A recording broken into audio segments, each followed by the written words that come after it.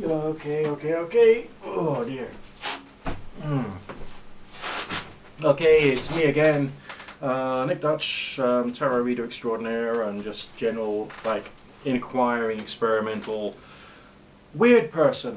I've just read a book recently that I wanted to share with you and talk with you about. Obviously, it's a non-scripted video, just like all my videos. I just sit here and I just talk to you, and I hope that it makes some sense. And this is good. All right, this author has got a very humorous style, and is great. And she does take the mickey out of modern day occultists and magicians in very quite important ways, I feel. All right, it's called The Exorcist Handbook by Josephine McCarthy with Peter McCarthy, published by Golem Media in Berkeley, California. And I am actually going to suggest this to everybody out there who's watching my YouTube channel, from which I will not get a single penny, okay? Not a single penny, but it's a good book. Why is it a good book? Because she speaks about her experiences, she speaks about when she's got things wrong, she speaks about the injuries she sustained as a result of her work doing exorcism. But despite that, there's a lot of very similar, familiar themes for those of you who've been involved in all of this stuff. The kind of like the path working, the journeying, the vision quests, as well as saltwater baths and all that other kind of like fun stuff. However, what I've noticed is that she seems to provide a very in-depth understanding as to not only proverbial hypothetical dangers, so to speak, of certain forms of occult work, but also why there could be much more complexity to the consciousness, spiritual reality than a lot of people out there, like possibly even you, might actually think. Okay, because some people out there spend all their time watching video blogs of people who try and make things simple and say, oh, it works, and all that kind of stuff. Now, you know what I think about the phrase, it works when applied to occultism, don't you? I think it is wrong. I think that it gives desperate people too much confidence that their problems could be alleviated. I think it gives too much power to the person who says it works, because it makes it seem like that person is like a miracle worker and they understand everything and they can just do things very easily. And therefore it blows up their ego to the point whereby they become like a pain in the arse or an ignoramus.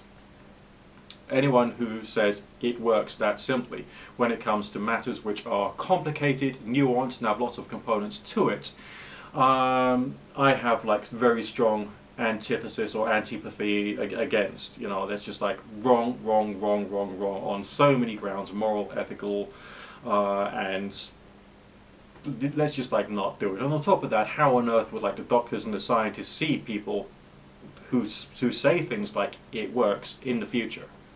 All right, how on earth are we supposed to be able to build an understanding so that all of this weird stuff could eventually be understood by science? All right, and then put to use to help with things like human communication, human understanding, and human well-being. All right, don't get me started. Anyway, because of this author's complicated explanation, it seems to latch into what I've also been reading about previously through Peter Raddatti's book on radionics, who speaks about there being some operations which don't quite work out because of something called interference. All right, but I don't think he goes into great detail as to what that should be. Other people in the radionics community speak about entities trying to stop your work and stop your operation and the rest of that. But I don't think Peter Raddatti goes into that all that much, because he's trying to analyze it from a purely a quantum entanglement, kind of like spiritual discipline. But do you remember that video I did quite recently about the other guy, all right? And him talking about when you've done a thing and you haven't like absorbed all the energy back afterwards, some of it could lurk around and become evil. Don't you think that there's some kind of similarity between these three authors? All right? This one explains what the various sources of interference could be in terms of the extremes of when there's like a demonic possession or a possession type experience or a haunted house or poltergeist activity or the land has stopped being fertile as a result of things, energy imbalances. And her particular attitude is the role of the exorcist is to rebalance the energies of the world. Peter Redacti is more to do with, we're going to use this stuff to rebalance the energies of a body, but there could easily be interference getting in the way, so we've got to try and like work out what that is and work beyond it. Mr. AC suggests that if your ritual working is not brilliantly done, then you could be opening yourself up to some kind of difficulty. Alright? This author suggests that if you do your ritual work and it wasn't done well or properly or with an understanding of the forces that you're working in, you're creating more problems either for yourselves or for other people.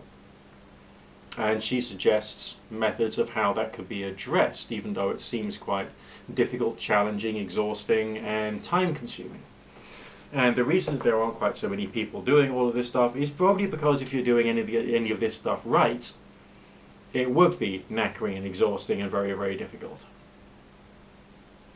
Most people don't want that. They want to have the easy answer. They want to have the easy method. That's why they will gravitate to the people who say it works. Okay? The type of people I want to see in the world are not that type of person. The type of people I want to see in the world are the kind of people who want to put things to the test at home properly and efficiently, but also researching all the various different authors and working out where the sense of connection is between all their ideas, because they're all talking about the same thing, but often from very different points of view.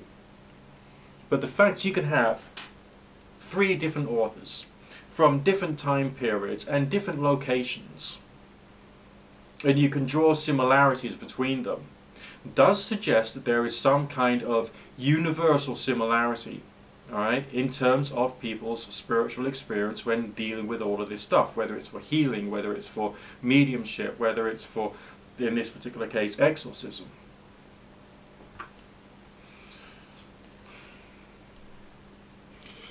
But the question is, where are you going to go with this next? What are you going to do with it next? And what is motivating you? I would like to encourage you to consider spending some dollars and getting yourself this book. Pounds, dollars, euros, whatever currency you're in, okay? The Exorcists Handbook. Josephine McCarthy and Peter McCarthy. I think it explains it quite well. And some of the things that I've experienced, not all, seems to connect with what she's talking about. So I think that that could be your next level of exploration. But as I say, slightly they've all got different uses of language. They've all got different ideologies that they're trying to explain. They've all got different methodologies they're trying to explain. They've all got different, as it were, theologies about what they're trying to explain. But there is this overlapping sense of something going on there. Okay?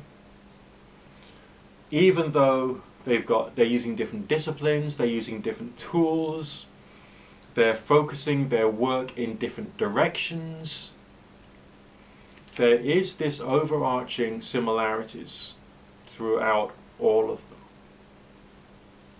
And I just wanted to make you think about that just for a second, because like, why would that be? Okay? Even some of the things that Crowley spoke about, and now what Louis Constant spoke about, I know Crowley was inspired by Constant. Okay? So you could imagine that there is a similarity in his method as and also Alphonse Louis Constant's method and the way in which they're doing things.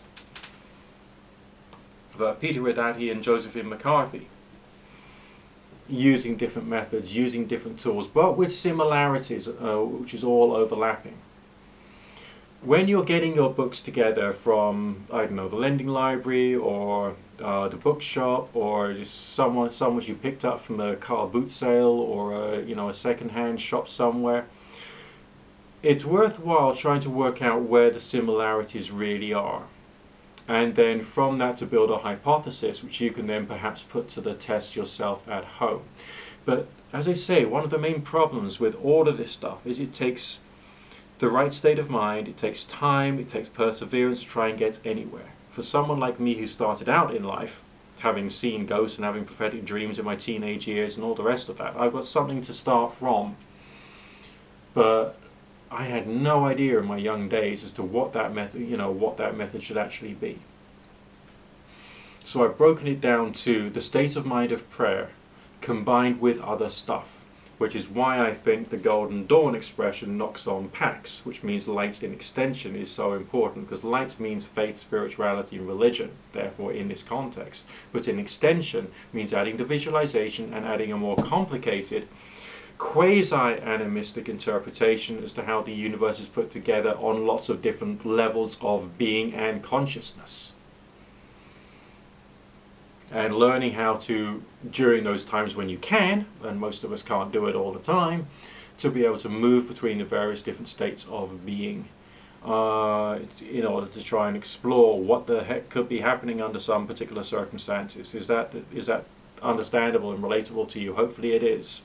Anyway, I've got to shoot off. I've got a meeting to go to, and I look forward to speaking to you again soon. God bless everybody out there.